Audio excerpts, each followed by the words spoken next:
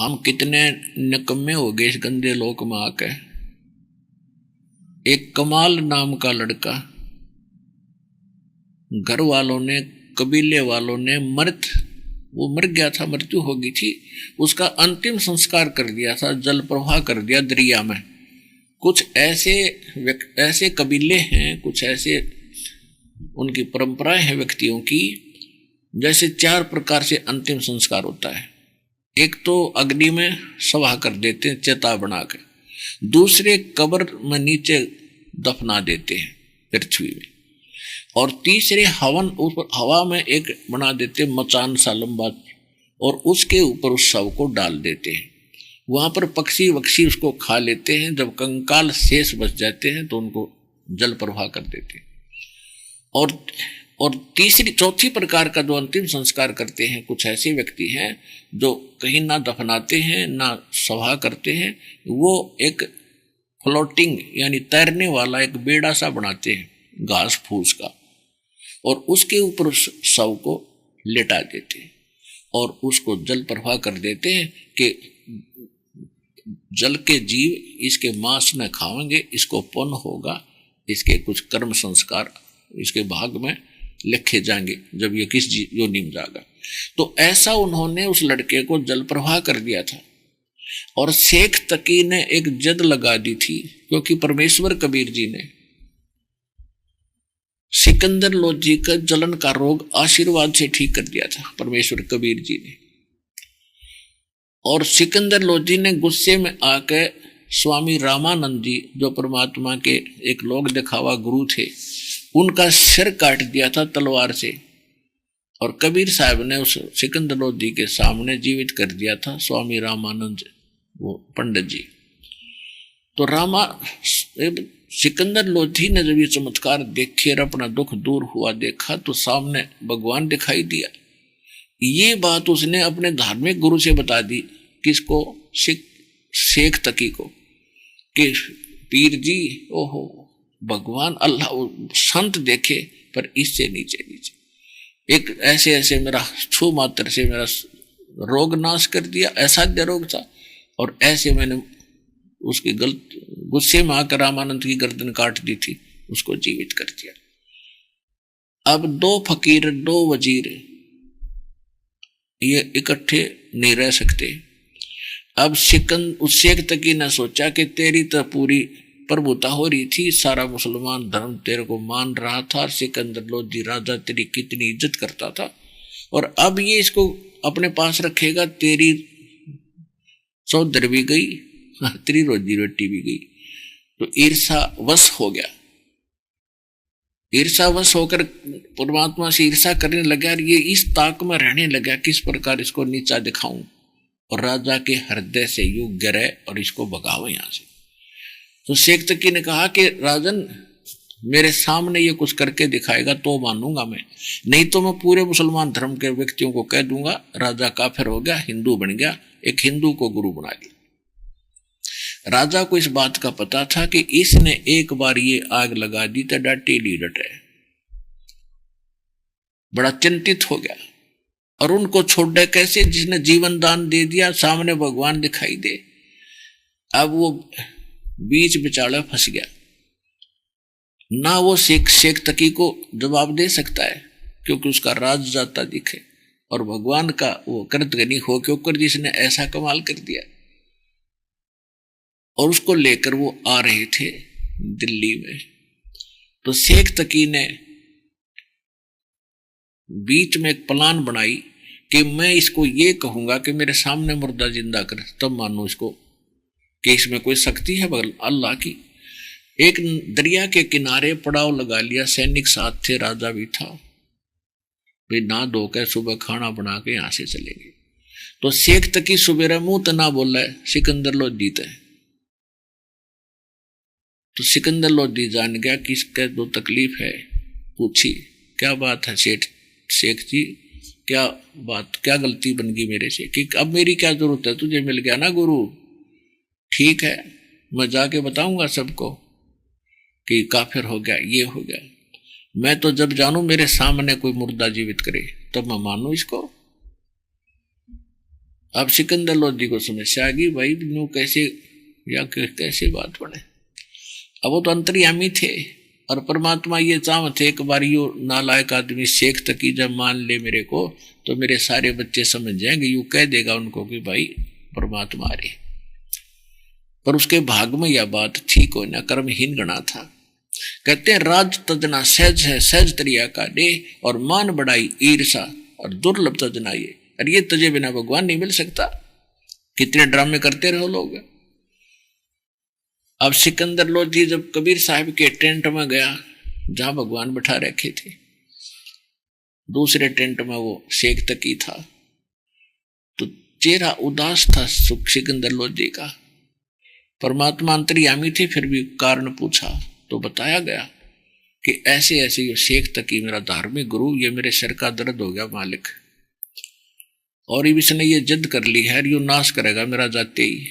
ये जाते कहेगा कि मैं इसलिए कह रहा है कि मैं जाके सारे मुसलमान समाज को बताऊंगा कि तू काफिर का शिष्य बन गया है, इसने धर्म बदल लिया। और इसने जब ये बात वहां कह दी तो मेरा राज नहीं है मालिक, आज आपके हाथ में है। आपको मैं तो कबीर साहब बोले भी मैं चला जाता हूं, अगर नहीं आप नहीं जा सकते या जान जा सकती है, आपको कैसे जाने दूं मैं। इस नालायक के साथ तो 20 साल हो गए 10 साल हो गए दुख न भोगते ने, इसने जब ठीक ना कराया मैं। परमात्मा बोले यू के चाव है, क्या चाहता है, यू कैसे खुश हो। ये कह रहा है कि मैं तब प्रसन्न हो जब मानूंगा कि आप में शक्ति है, आप कोई मुर्दा जीवित करें। परमात्मा कबीर जी ने कहा कि शेख तकी ने कह दे कोई मुर्दा ढूंढ लिया है, तेरी समस्या का हल करूं। क्योंकि परमात्मा अपने भगत की टेंशन सहन नहीं कर सकता जब हम उसके हो जाएंगे। उस समय सिकंदर लोधी हृदय से उसका हो चुका था कि इस जैसा भगवान और ऐसा संत मैंने देखा नहीं, उस हृदय से चाहती। और आत्मा जब चाहेगी भगवान ने, उसी समय आपके साथ आ जाएगा दाता।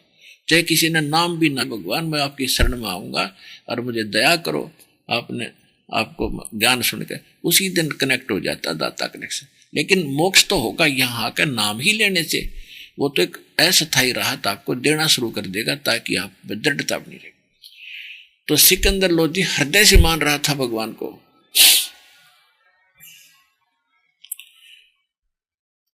तो परमात्मा ने कहा कि भाई ठीक है, उसको कह दे को मुर्दा लिया है। सिकंदर लोधी ने जाके शेख तकी से कहा कि पीर जी कोई मुर्दा लाओ।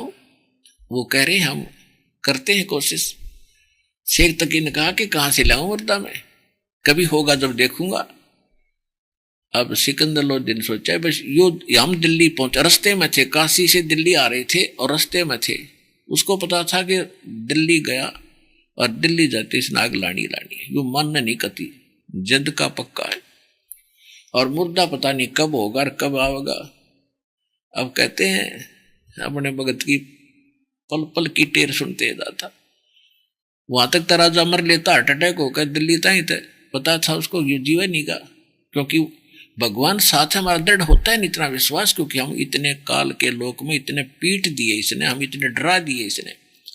अब जैसे कुत्ता गली में बैठा हो और एक आधा निकम्मा उसका कड़ में लठ मार देता है और वो ट्या ट्या करता हुआ भागता है, और फिर चाहे उस लाठी ने धरती में खुड़का दे वो फिर भी ट्या ट्या करा मारा भाई। तो मारा इसने कड़ में लठ मार रखा है इस काल ने। हम इतने डरा रखे कि हमारा दल दृढ़ होता, नीचे भगवान बैठ जाए हमारा दूर आके। फिर यो दृढ़ करे भी होएगा, यही करेगा, साथ देगा। जब 10-5 बार आपको ऐसी रक्षा कर देगा जब आप दृढ़ होगे, कहाँ सचमुच भगवान न पड़े हैं भाई, ये तो भगवान ही है। तो फिर दृढ़ भी ये करेगा और किसी के बस का नहीं, हमें दृढ़ कर दे इस भक्ति पर या यहाँ पर। अब मालिक ने सोचा कबीर भगवान ने कि वहां तक तयु कति मर लेगा, इसका प्लस रेट कति घट जाएगा।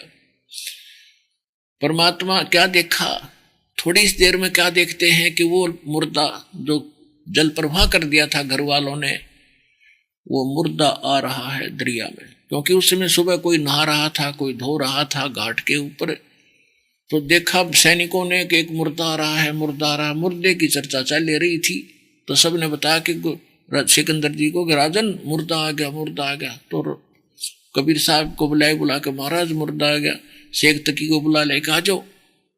अब सारे खड़े हो गए दर्शक देखने खातिर। परमात्मा ने कहा कि पहले शेख तकी ट्राई करे, जब मैं करूंगा ना नहीं करूं, ये तो कह देगा मैं भी कर दूं इसने।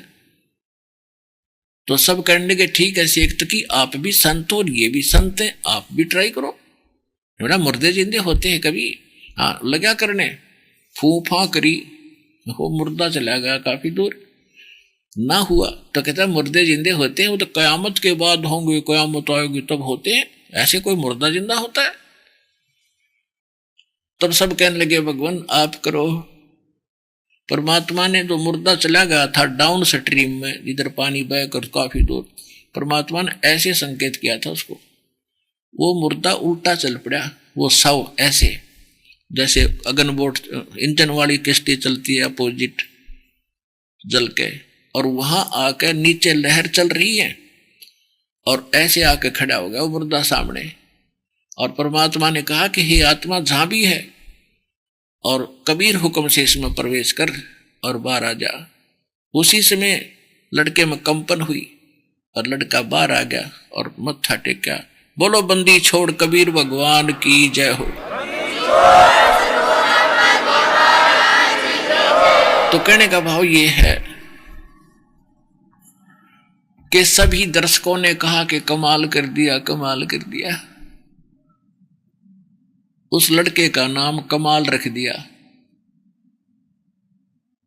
और लड़के को परमात्मा ने अपने बच्चे के रूप में, बेटे के रूप में पाला पोसा, उसको भक्ति मार्ग सुनाया।